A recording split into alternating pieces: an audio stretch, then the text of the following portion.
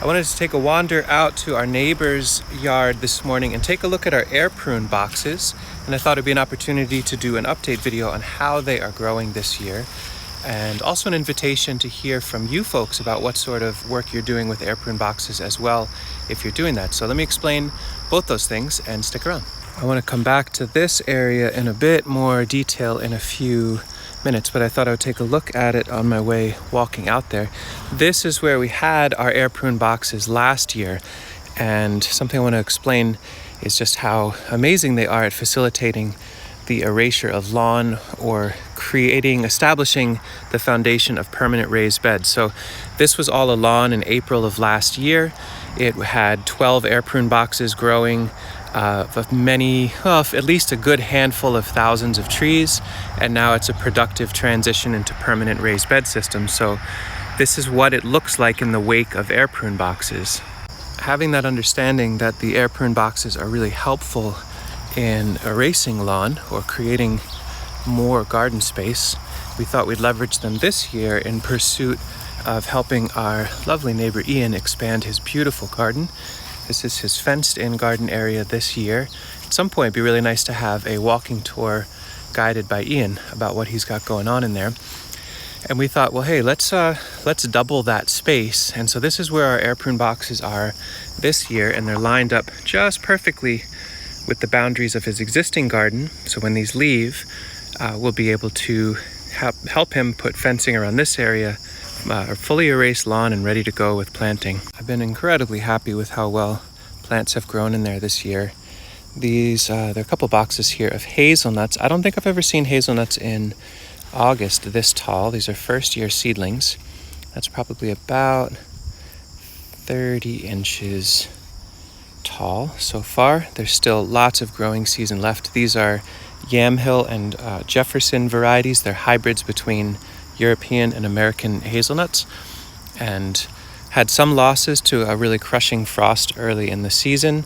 I'll look at the chestnuts in a moment. Those definitely got injured more, but so far so good with these hazels. All the rains that we've been having has meant that we have watered these only a few times earlier in the season. We did some very thorough, careful hand weeding, probably 3 times, maybe a total of an hour of weeding between all those times. And now that the canopy is closed, we won't have to really do anything weeding wise, fertilizing wise, and as long as we keep getting consistent rains, we don't even have to water until the fall. So these have been working really nicely, at least for the hazels. The chestnuts are a little bit more of a mixed picture. It's good to show the good and the bad. I would still call these pretty good. I don't mean to call you guys bad. These were really injured by a heavy freeze, a really intense freeze early in the season. And so most of what you're looking at here are reshoots. They're sprouts that came back from the ground, and a lot of diversity in here. I can see the redness in some of these. Very high diversity. Some of them even look like amaranth. Just kidding, that one's amaranth. There's a blackcurrant seedling, but we'll leave that because that's useful for the nursery.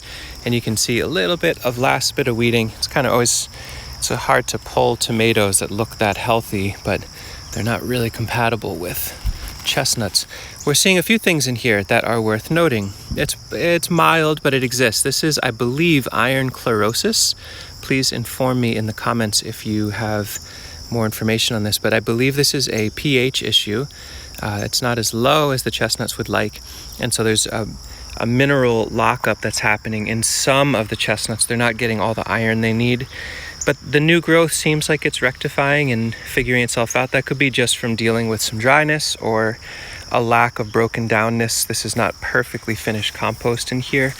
Personally, I'm not going to intervene and say, oh, we need to get iron sulfate or so. We're not going to change things in order to change that. We're going to let that keep going. It might be that they just grew a little too fast and their nutrient needs didn't keep up with them.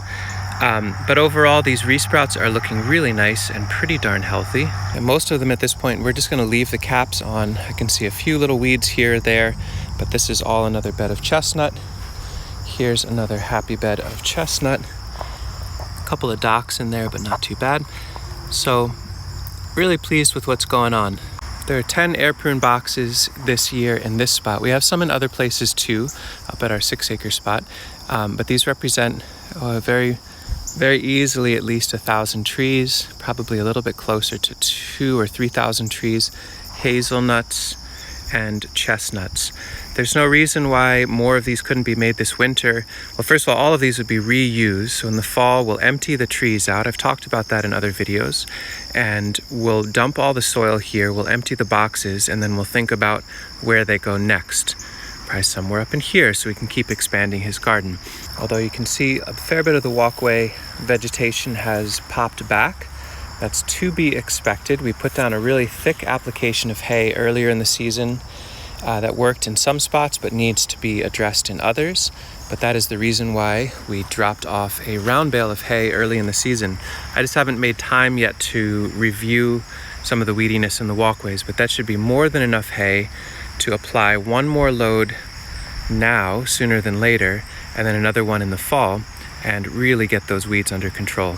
We could pull these, but it's probably easiest just to put the hay on top. And you can see some areas where the hay did the job, 90-95%. But we're not going to spray, we're not going to till, we're not going to hand weed. We'll just mulch until that's gone. This last area was where 2 more air prune boxes could have gone. I just didn't have them built in time, and so Ian very thoughtfully put in a whole bunch of tomatoes. They haven't been trellised, but it doesn't seem like they need it yet. There's some sun gold starting to really pop, some other tomatoes in there. It is riotously growing and will be a nice permanent raised bed extension. So there'll be a 4-foot bed that goes the entire length through here, a walkway, and a 4-foot bed that goes all the way down through there once these leave. So the design of the garden will be based on the position of these air prune boxes. And then this lovely garden can be expanded out. So maybe we fence it, or he fences it. Maybe it's an unfenced part of more garden space for things like winter squash, or it seems like corn, for whatever reason, is not being affected out here, but it can be fenced in as well. But that's the leveraging of air prune boxes to expand garden space. I'd love to hear from members of the community. Well, of course, questions and concerns that you might have, please share those so we can address them. But then more importantly, in my mind, are you experimenting with air prune boxes? Can you share some video links in the description of documentation of what you're doing to grow trees from seed in these sorts of containers, or other tree growing nursery setups that you have? Maybe you don't have a video channel, that's great. Maybe you can post a link to where some photos are stored that people can see. But I would love if the comments got filled to the brim with people sharing what they're up to in growing trees from seed. This has revealed itself as a really useful, really straightforward, very effective way to both get trees for nursery purposes, but also, the trees that are in here, if we didn't sell them, but rather planted them out on a landscape, probably could fill at least 50 acres, 100 acres of landscape. So for those of you that have farm spaces that you're trying to reforest, what does it look like to deploy things like this? We'll do an update video again in a bit. Once we've got all the nice weeding done and we're a little bit closer to fall, we can do an unboxing, playfully named unboxing video of taking these trees out this fall and what that looks like. But let's hear from you in the comments. Please share video links, descriptions of what you're up to, ideas for what you'd like to be doing when you have some time and space, or any pictures that you have, and let us know what sort of questions you have as well. I spent about 5 minutes there spreading hay. It's funny, I really could have done this right at the beginning of the video and then it would all look fancy.